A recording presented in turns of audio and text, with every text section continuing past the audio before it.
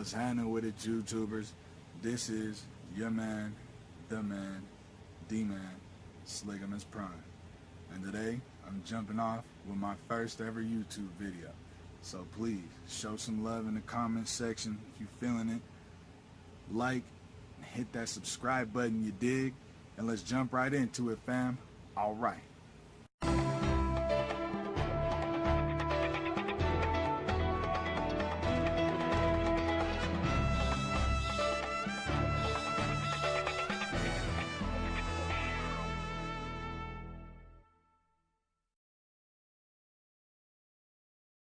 So the topic I'm bringing you guys today is it's about Luffy and the Para-Zoan-Gia level type abilities that he's displayed with the combination of his fruits ability and the mixture of his Haki. Now a lot of people are probably thinking, Para what? All right, let me say that again and break it down for everybody.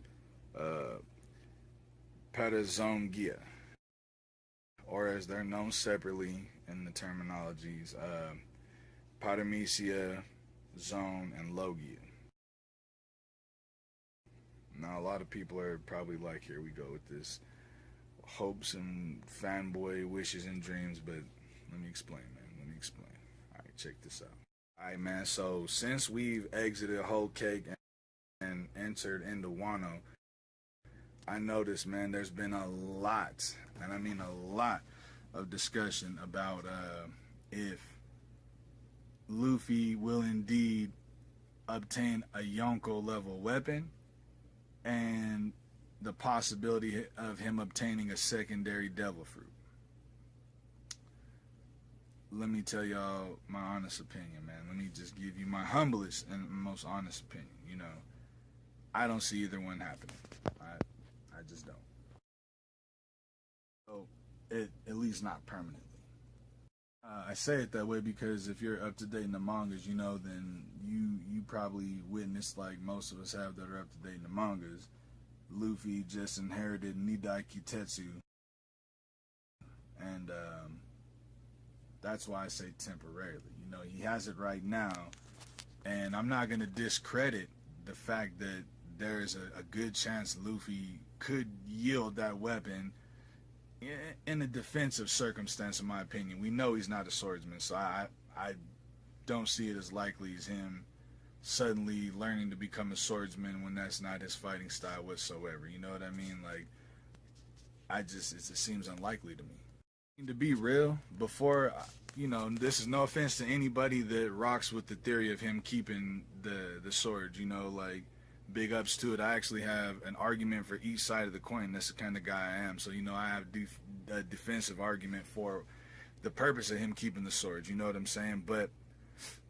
in my honest opinion, before I see Luffy rocking his sword for defense, I'd see him doing something similar to what Sabo's rocking. You know what I mean?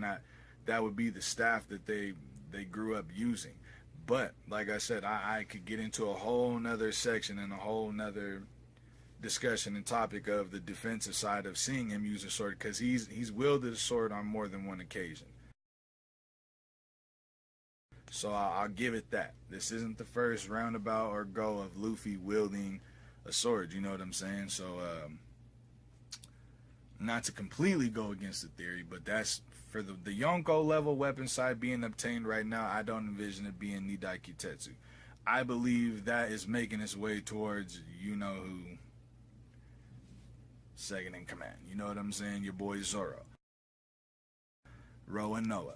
I can see Nidai Kitetsu making its way to Zoro and him leaving the national treasure of Wano, one of the swords in Wano. You know what I'm saying? Respectably, on a swap out or something wild. You know what I'm saying? But that's my theory on that. Now, to jump straight into the topic of the secondary fruit brings me to the Para-Zoan-Gia topic I speak of. I don't see Luffy ever, in my humblest opinion, don't chew me up for this, y'all, you feel me? Like, to those that support the theory, I have an argument for how it could and why it possibly would as well. We get to that a whole nother time later. But as of right now, you ask me in my honest, most humblest opinion, no. I don't foresee Luffy ever eating another devil fruit. I don't. And let me jump into some reasons why.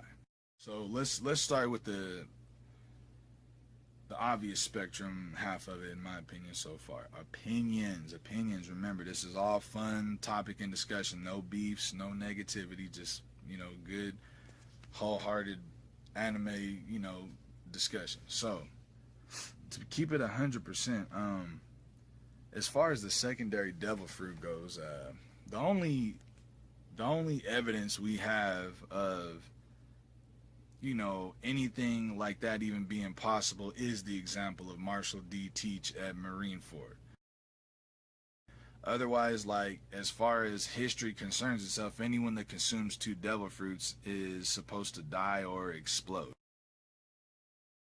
You know what I'm saying? Like, not supposed to be a physical possibility. So, I don't see Luffy's rubber being like a special exception necessarily. Some people could easily argue, oh well, he's a rubber man, maybe he can withstand the explosion, inside of himself or whatever. I don't necessarily think I think it's more than that scientifically. I would imagine one devil fruit cancels out another devil fruit's ability off bat. So you feel me? Like, to keep it 100, you probably would just die because he wouldn't be a rubber man, as it would be trying to counteract the other fruit that he's eating. So maybe that has a lot to do with it. And there's going to be a nice amount of Marshall D. Teach videos I get into later to discuss the possibilities of how he has 2 devil fruits and whatnot. But for me, like I said, scientifically speaking, we don't have enough evidence to support that Luffy could do this. Like, not yet anyways. You know what I'm saying? We need a little more evidence that someone more than Marshall D. Teach can withhold 2 devil fruits. It's just, that's my humblest opinion. Touch on what I just said. I also feel as though, the idea of somebody holding 2 devil fruits at a time is more of an antagonist move than it is a protagonist. You know what I'm saying? Like, I don't see, like, I just don't see the need for Luffy to gain 2 powers, to inherit 2 powers, to compete with Teach. You know what I'm saying? That's Teach's weakness. Teach of the D family, arguably could be considered at a point in time before we've seen what he was capable of as just another low-level member of the family. Like, none of the family members are low-level. Let me rephrase that so nobody chews me up and eats me. Every single member of the D family, including Sligamus D Prime, you feel me, is a beast. But Teach hadn't really shown us any promise or any evidence that he was something dangerous to begin with. He joined the Whitebeard crew, and that's arguably an arguable trait. Yeah, he made his way up amongst ranks and whatnot, but the basis of what I'm saying is Teach gaining those 2 fruits abilities is what made Teach the monster he is today. And more so, the knowledge that he had behind gaining these fruits and the strings that he connected and put into play is what made Teach the antagonist he is today with the 2 fruits. So I just don't see, Luffy's not that kind of a character. He doesn't get complex unless it comes to strategy or his crew, saving his crew, getting his crew out of a tough jam. So I don't know. I don't see him. I see that more as an antagonist move than I do protagonist. Now, knowing where Luffy obtained his fruit, how he obtained his fruit, and Luffy's personality is crucial to this argument. It's crucial. And I mean, you have to take a look at the way he obtained the Gomu Gomu no Mi and his personality traits, and you have to really ask and ponder to yourself, did Luffy ever really intend to have the Gomu Gomu no Mi? No. You know what I mean? Like, he ate that fruit on accident out of frustration during an argument with Shanks in the bar. It wasn't something he had planned out. It wasn't something that was foreseen. It was a random moment. Otherwise, to be honest with you, Luffy wanted to be a pirate king that sailed the seas. There's actually a little snippet here. Let me show it to you real quick of him and Shanks discussing the hinders of eating a devil fruit. So I'm going to say it's safe to assume that most of us know and understand Luffy's personality is that of a free will. He doesn't like to be tied down. He doesn't like to be given instructions on how or what to do, like, unless it, benefits to him or his journey specifically, not in a selfish manner. But Luffy makes it quite clear, if you don't have free will, what's the point? If you can't sail the seas the way you want, the same as Roger said, like, if I can't do as I please, what's the point in being the pirate king? So knowing that, I don't think Luffy would have ever eaten the Gomu Gomu no Mi to begin with, because it would have put the damper on his journey, in the sense of he loses the ability to swim. It's not free will. It's the exact opposite. It's a hindrance. It's somebody cuffing you down. It's a tie down. So knowing Luffy's personality, I don't believe he would have ate the original devil fruit to begin with. So he already has the hindrance of the no swimming, so I could see where, it wouldn't matter if he ate another devil fruit. But let me get into the, another aspect of this, just to keep it honest with you. Luffy he's not big on needing to use someone else's power. He has done it. It's been seen in the series. He will definitely lean on someone's help. He'll use their ability to help him get through what's necessary at the moment. But Luffy is very adamant about being able to do it himself if possible. And so, a weapon, a permanent Yonko level weapon as of right now, well, let's be honest, he's not a Yonko right now. So, that's obvious, number one.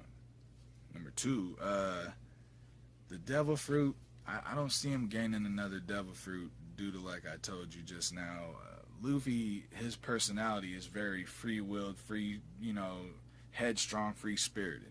So inheriting weapons and things like that for Luffy are just, to him, it's kind of something he overlooks completely. Like, I don't need that. I'll knock this opponent out one hitter quitter right now. No problems, no questions asked. That's his personality. That's how he is. Well, a lot of you are probably like, man, why is he still talking though? You feel me? Like, what does that have to do with the Para-Zoan-Gia you mentioned at the beginning? Well, brings me to my next point.